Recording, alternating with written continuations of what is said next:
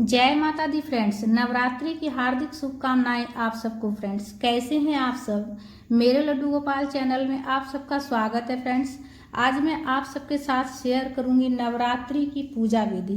नवरात्रि के पहले दिन की पूजा विधि, कलश स्थापन कैसे करेंगे, ज्वार कैसे बोएंगे, माता रानी की तस्वीर मूर्ति को कैसे स्थापित करेंगे। तो सबसे पहले देखिए, नवरात्रि के पहले दिन आप नहा धोकर अच्छे से स्वच्छ वस्त्र पहन लीजिएगा और जिस जगह पूजा की चौकी लगाइएगा वहां अच्छे से साफ सफाई कर लीजिएगा।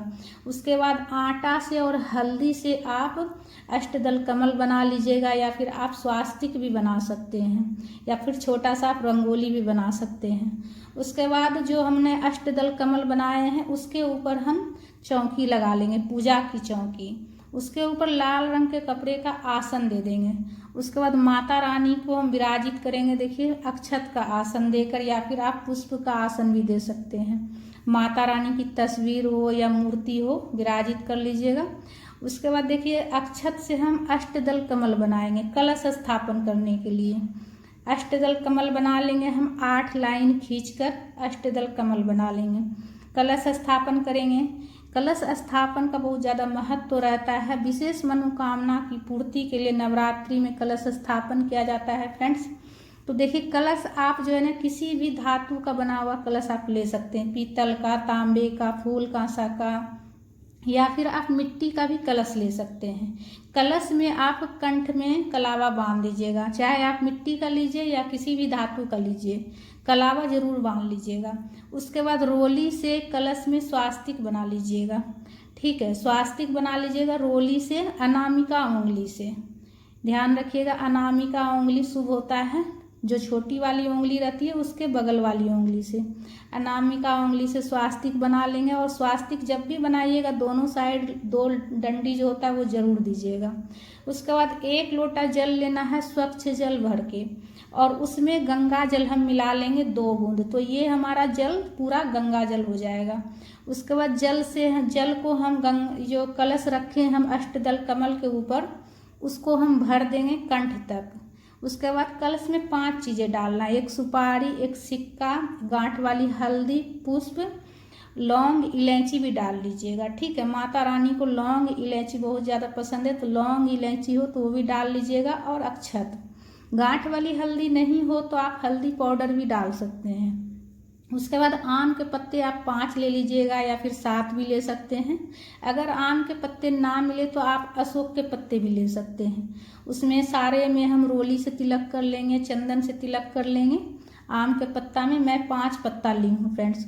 उसके बाद कलश में हम आम के पत्ता लगा लेंगे और 1 प्लेट लेंगे हम। आप अगर मिट्टी का कलश लीजिएगा तो मिट्टी के कलश के ऊपर मिट्टी का पात्र देता है, तो आप उसी को रख लीजिएगा। उसके बाद हम तो पीतल का लिए हैं, तो पीतल का ही हम प्लेट रखे हैं उसके ऊपर, और उसमें हम चावल भर देंगे, जिसे कि पूर्ण पात्र कहा जाता है। चावल भर लेंगे। उसके बाद 1 नारियल लेना है, जटा वाला नारियल। और नारियल में देखिए, आप चुनरी भी लपेट सकते हैं या फिर आप कलावा भी लपेट सकते हैं। तो मैं चुनरी लपेट रही हूँ, और चुनरी को मैं दोहरा के डबल करके लपेट रही हूँ, इसलिए बहुत बड़ा चुनरी है। तो चुनरी लपेट लेंगे, और तो इस तरह से हमारा कलश स्थापन कर लेंगे। और नारियल का मुख जो है ना अपनी तरफ रखिएगा। इस बात का ध्यान रखिएगा कि नारियल का मुख जो है ना अपनी तरफ होना चाहिए। ठीक है फ्रेंड्स। और पूजा की चौकी जहाँ लगाइएगा उस बात का ध्यान रखिएगा कि एक बात का कि दिशा जो है ना, पूर्वी कोण में अगर हो तो बहुत अच्छा रहेगा। पूर्वी और उत्तरी कोण में अगर होगा तो बहुत ही शुभ होता है, उत्तरी पूर्वी कोण में पूजा पाठ करने से। तो उत्तरी पूर्वी अगर कोण मिल जाए तो बहुत अच्छा रहेगा, नहीं तो उत्तर दिशा, पश्चिम दिशा कर सकते हैं। दक्षिण दिशा की तरफ आपको नहीं करना है। अक्षत का आसन देकर सुपारी के स्वरूप में आप गणेश जी को विराजित कर लीजिएगा। और देखिए, 1 मिट्टी का कुंडा मैं ली हूँ, और उसमें स्वास्तिक बनाकर कलावा बांध दीजिएगा। ठीक है। और उसके बाद देखिए, मिट्टी लिए हैं। मिट्टी को हम पहले ही थोड़ा सा हल्का सा गीला कर लेंगे। इससे क्या होता है कि ज्वार अच्छे से निकलता है। तो हल्का से पहले ही थोड़ा थोड़ा पानी के छींटे देकर मिट्टी को हम थोड़ा हल्का से देखिए इस तरह से गीला कर लेंगे। उसके बाद जो मिट्टी का कुंडा लिए हैं उसमें हम भर देंगे सारा मिट्टी को। थोड़ा मतलब खाली ही रखना है, पूरा फुल नहीं भरना है। उसके बाद ज्वार को आप एक दिन पहले ही भिगो लीजिएगा और भिगो कर पानी से निकाल कर आप आधा घंटा पहले रख लीजिएगा। उसके बाद ज्वार बो लीजिएगा। तो इस तरह से आप कलश स्थापन कर लीजिएगा और ज्वार बो लीजिएगा। और देखिए किताब जो है ना, कथा की पुस्तक जो है, अगर स्टैंड हो तो आप स्टैंड पर रख लीजिएगा कथा की पुस्तक, या फिर आप पूजा की चौकी पर भी रख सकते हैं। दुर्गा सप्तशती का किताब और पुस्तक, और या तो फिर दुर्गा चालीसा, जो भी पुस्तक हो आपके पास। उसके बाद सबसे पहले हम दीपक प्रज्वलित कर लेंगे पूजा में। दीपक तिल का तेल से भी आप प्रज्वलित कर सकते हैं या फिर घी से भी कर सकते हैं। अक्षत का आसन देकर दीपक को रखना है। तो देखिए तिल के तेल से भी आप प्रज्वलित कर सकते हैं या फिर घी से भी कर सकते हैं। ठीक है। उसके बाद सबसे पहले जल के छींटे देकर हम गणेश जी को भाव स्नान करा लेंगे, माता रानी को भाव स्नान करा लेंगे, और कलश के ऊपर भी जल के छींटे दे दीजिएगा। और जो ज्वार बोए हैं उसे भी मतलब जल के छींटे देकर अच्छे से सींच लीजिएगा। ज़्यादा पानी नहीं डालना, नहीं तो जो है ना ज्वार अच्छे से नहीं निकलेंगे। हल्का ही छींटा दीजिएगा, इसलिए कि मिट्टी पहले ही हमने गीला कर रखे हैं। उसके बाद सर्वप्रथम गणेश जी की पूजा कर लेंगे। वस्त्र के स्वरूप में कलावा अर्पित करेंगे, दुर्वा अर्पित करेंगे, पुष्प अर्पित कर लेंगे। गणेश जी को रोली से तिलक कर लेंगे, अक्षत समर्पित करेंगे और माता रानी को चुनरी चढ़ा लीजिएगा। पहला दिन आप माता रानी को चुनरी जरूर चढ़ाइएगा। ठीक है। उसके बाद माता को पुष्प अर्पित कर लीजिएगा। जो भी फूल हो, माला हो आपके पास चढ़ा लीजिएगा, जिस भी कलर को हो। अगर लाल पीला रंग फूल हो तो बहुत अच्छा रहेगा, इसलिए कि माता रानी को लाल पीला रंग बहुत ज़्यादा पसंद है। तो लाल अगर पीला हो तो ज़रूर चढ़ा लीजिएगा। ठीक है। उसके बाद इत्र हो तो इत्र भी आप माता रानी को लगा लीजिएगा, चुनरी में माता रानी को लगा दीजिएगा। और कलश के ऊपर भी पुष्प चढ़ा लीजिएगा, दीपक में भी पुष्प चढ़ा लीजिएगा, पास में रख दीजिएगा। और ज्वार जो बोए हैं उसमें भी आप पुष्प चढ़ा लीजिएगा। उसके बाद माता रानी को सिंदूर लगा लीजिएगा। सिंदूर देखिए पीला वाला भी आप लगा सकते हैं, लाल भी लगा सकते हैं। ठीक है। और जो रोली है, रोली से दीपक का भी पूजा कर लीजिएगा, तिलक कर लीजिएगा। और कलश में भी तिलक कर लीजिएगा, कलश का भी पूजा कर लीजिएगा। और जो ज्वार जो बोए हैं हमने, उसमें भी आप जो है ना तिलक कर लीजिएगा, जो जिसमें हम ज्वार बोए हैं। उसके बाद माता को सुहाग की सामग्री चढ़ा लीजिएगा, 4-5 जितना हो सके। एक चुनरी, चूड़ी, सिंदूर, बिंदी, जितना आपसे हो सके उतना आप चढ़ा लीजिएगा। 5 तरह के कम से कम चढ़ा लीजिएगा। ठीक है। अपने सुविधा के अनुसार देख लीजिएगा, 4 तरह, 5 तरह, 2 तरह भी आप चढ़ा सकते हैं। एक चुनरी तो ज़रूर चढ़ा लीजिएगा माता को। उसके बाद माता रानी को सबसे पहले जल का भोग लगा लीजिएगा। उसके बाद देखिए आप मिश्री का भोग लगा सकते हैं, बतासा का भोग लगा सकते हैं, ड्राई फ्रूट का भोग लगा सकते हैं, फल फ्रूट जो भी हो उसका आप भोग लगा सकते हैं।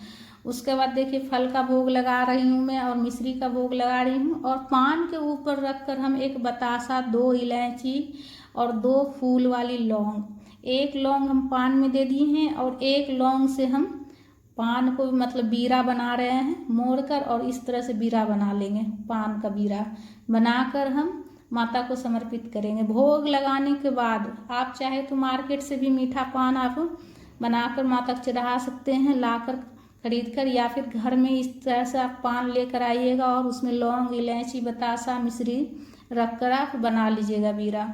उसके बाद धूप प्रज्वलित करके धूप भी दिखा लीजिएगा। हाथ में पुष्प लेकर कथा की पुस्तक को तो कथा पढ़ लीजिएगा। ठीक है। खाली हाथ कथा नहीं पढ़ी जाती है, इसलिए हाथ में पुष्प ले लीजिएगा या फिर अक्षत ले लीजिएगा। कथा पढ़ने के बाद आप अगर स्टैंड हो तो स्टैंड पर रख लीजिएगा, या फिर पूजा की चौकी पर फिर वापस आप पुस्तक रख लीजिएगा। और हाथ में जो पुष्प है वो माता रानी के चरणों में समर्पित कर दीजिएगा। पूजा में कुछ दक्षिणा जरूर रखिएगा, इसलिए कि दक्षिणा रखने से अगर हमारी पूजा में कुछ कमी रहती है तो उसकी पूर्ति हो जाती है। उसके बाद हम आरती कर लेंगे। आरती कपूर से कर लीजिएगा। अगर कपूर नहीं हो तो आप दीपक प्रज्वलित करके भी आरती कर सकते हैं। ठीक है। तो आरती कर लेंगे, माता रानी की प्रेम पूर्वक आरती उतारते हुए आरती कर लेंगे। हम प्रेम पूर्वक आरती गाते हुए आरती कर लेंगे। माता रानी की प्रेम पूर्वक आरती करने के बाद सीधे हाथ में जल लेकर आचमनी कर लीजिएगा, इसलिए कि आचमनी करने के बाद ही पूजा पूर्ण होती है। सीधे हाथ में जल लेकर 3 बार हाथ को घुमाते हुए आचमनी कर लीजिएगा। आचमनी करने के बाद सर्वप्रथम क्षमा याचना कीजिएगा कि अगर हमारी पूजा में कुछ भी गलती हो गया हो माँ तो क्षमा कीजिएगा। उसके बाद प्रार्थना कीजिएगा कि हमारी पूजा ये प्रेम पूर्वक स्वीकार करो माँ। तो इस तरह से आप जो है ना नवरात्रि के पहले दिन माता की पूजा कर सकते हैं फ्रेंड्स। कलश स्थापन करके ज्वार बोकर बिल्कुल सरल विधि से माता रानी की पूजा इस तरह से आप सुबह में कर सकते हैं फ्रेंड्स। प्रतिदिन आपको जो है पुष्प वगैरह सिर्फ हटाकर पूजा करना है, कलश को नहीं हटाइएगा। ज्वार प्रतिदिन सींचिएगा, ठीक है, और पुष्प वगैरह चढ़ाकर प्रतिदिन माता रानी को भोग लगाकर आप पूजा कर लीजिएगा फ्रेंड्स। ज्वार डेली आपको सींचना है। तो फ्रेंड्स हमारा ये वीडियो आप सबको कैसा लगा? अगर अच्छा लगा है तो लाइक ज़रूर कीजिएगा और हमारे चैनल पर अगर नए हैं तो सब्सक्राइब ज़रूर कर लीजिएगा फ्रेंड्स। प्रतिदिन जो है ना सिर्फ पुष्प वगैरह हटाकर आप पूजा कीजिएगा, कलश को नहीं हिलाइएगा, माता रानी की चौकी को भी नहीं हिलाइएगा। और ज्वार जो है ना सिर्फ आपको डेली सींचना है और पुष्प वगैरह चढ़ाकर दीपक प्रज्वलित करके आप भोग लगा लीजिएगा और माता रानी की प्रेम पूर्वक पूजा कर लीजिएगा फ्रेंड्स। तो फ्रेंड्स अगर वीडियो पसंद आए तो लाइक ज़रूर कर लीजिएगा और कमेंट में माता रानी की जयकारा लगा